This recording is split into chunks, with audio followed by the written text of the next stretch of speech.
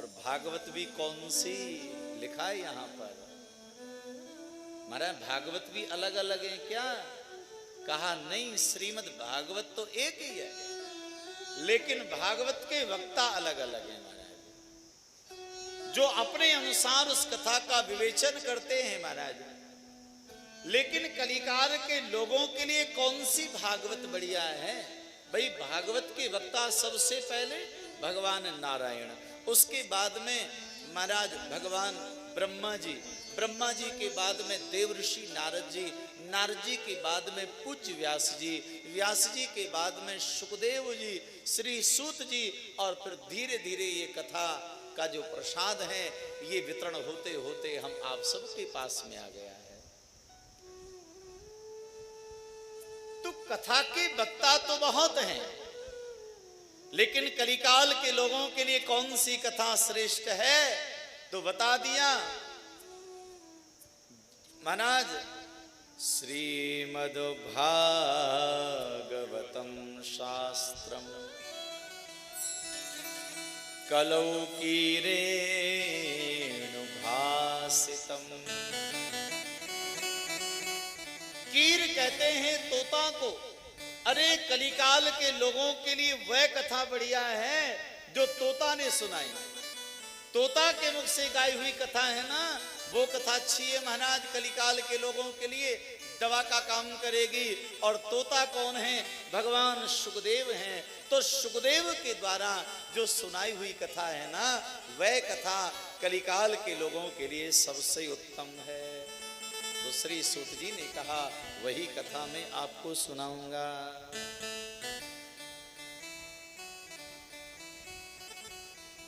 और जानते हो महाराज, श्रीमद् भागवत की कथा कितनी दुर्लभ है। आप ये मत समझ लेना कि महाराज हमको ऐसे ही सुनने को मिल गई। श्रीमद् भागवत में लिखा है जन्मांतरे भवेत् पुण्यम तदा भागवतम लभेत। एक जन्म के नहीं, जन्म जन्मांतरों के, कल्प कल्पांतरों के जब पुण्य उदय होते हैं तब जाकर के भैया भागवत सुनने को मिलती है। अरे न जाने कितने वर्षों से सोलंकी परिवार में भी ये उथल पुथल चल रही होगी महाराज की श्रीमद् भागवत अब कराएं, भागवत की कथा इस वर्ष कराएं, इस महीने में कराएं। लेकिन मुझे तो ऐसा लगता है जो कथा आज आरंभ हुई है, ये कथा लगता है कई वर्षों से इनके मन में ये संकल्प चल रहा होगा, तब जाकर के आज पूरा हुआ है महाराज। क्योंकि ऐसे नहीं मिल जाती। जब हम भगवान के चरणों में प्रस्तुति करते हैं तब धीरे धीरे हमारे पुण्य जब प्रकट होते हैं तब जाके कथा सुनने को और कथा कराने को मिलती है। देवताओं को भी दुर्लभ है कथा। आप कहोगे कैसे? तो वर्णन आता है उस समय की बात जिस समय भगवान सुखदेव राजा परीक्षित को कथा सुना रहे थे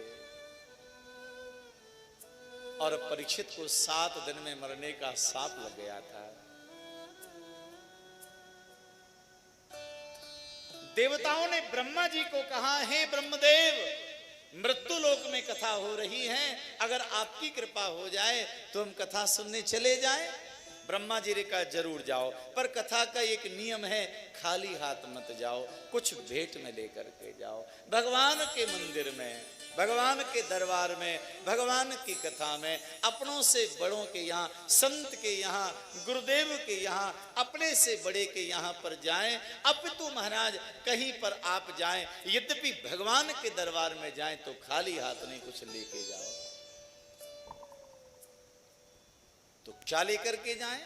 देवताओं ने कहा, ब्रह्मा जी ने कहा बहुमूल्य चीज लेकर के जाओ। तो देवताओं के पास में सबसे ज्यादा बहुमूल्य चीज क्या है? अमृत है, सुधामृत। आहा, अमृत का कलश ले लिया महाराज। सुधा महाराज उस सुधामृत को लेकर, अमृत को लेकर के देवता आए पृथ्वी पर। भगवान सुखदेव को प्रणाम करते कहने लगे, हे गुरुदेव, परीक्षित को 7 दिन में मरने का सांप लगा है, हम अमृत लाए हैं, ये अमृत परीक्षित को पिला दो, परीक्षित अमर हो जाएगा। सुखदेव जी समझ गए कि देवता घाटे वाला सौदा नहीं करते हैं। अरे जिस अमृत के एक एक बूंद के लिए लड़ते हैं, झगड़ते हैं, देवासुर संग्राम हो जाता है महाराज, मर जाते हैं, मार डालते हैं एक एक बूंद अमृत के लिए, और ये देवता महाराज उस अमृत के कलश को ही देना चाह रहे हैं कि लीजिए महाराज परीक्षित को पिला दो। सुखदेव जी ने कहा ठीक है, मैं परीक्षित को पिलाऊंगा, इसके बदले में तुम्हें क्या चाहिए? देवताओं ने कहा जो भागवतामृत कथामृत राजा परीक्षित को पिला रहे हो, हे गुरुदेव वो अमृत आप हमें पिला दीजिए, बदला कर लीजिए। सुखदेव जी ने कहा को सुधा क्वा कथा लोगे काचा क्वा मणिर्महा ब्रह्मणा तो विचार्येवं तदा देहांजहास।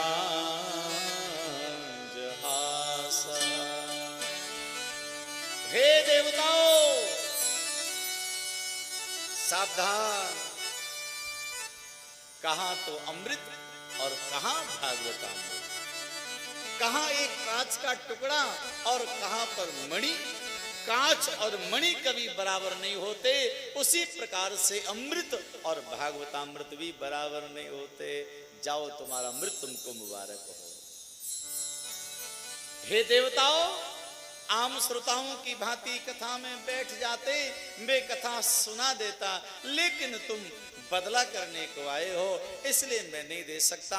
देवता अमृत के कलश को लेकर ब्रह्मा जी के पास गए।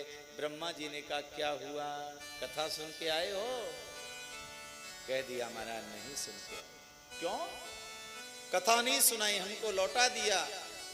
ब्रह्मा जी ने कहा भाई अमृत के बदले में कथा नहीं सुनाई, अच्छा इधर आओ।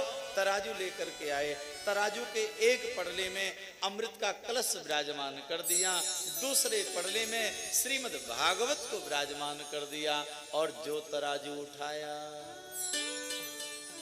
श्रीमद् भागवत का पड़ला भारी है, कलश वाला पड़ला ऊपर आ गया।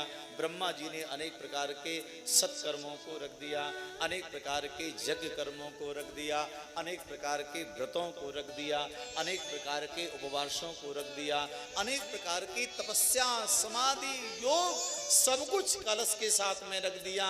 लेकिन भैया तराजू उठाया, सब साधन रह गए हल्के, पड़ला झुका कथामृत का।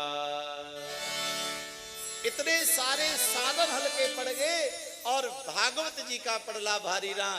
ब्रह्मा जी का एकदम महाराज विस्मय में पड़ गए और कहा देवताओं सावधान, ये भागवत कोई किताब नहीं है, भागवत कोई पोथी नहीं है, तो ये भागवत साक्षात कृष्ण है।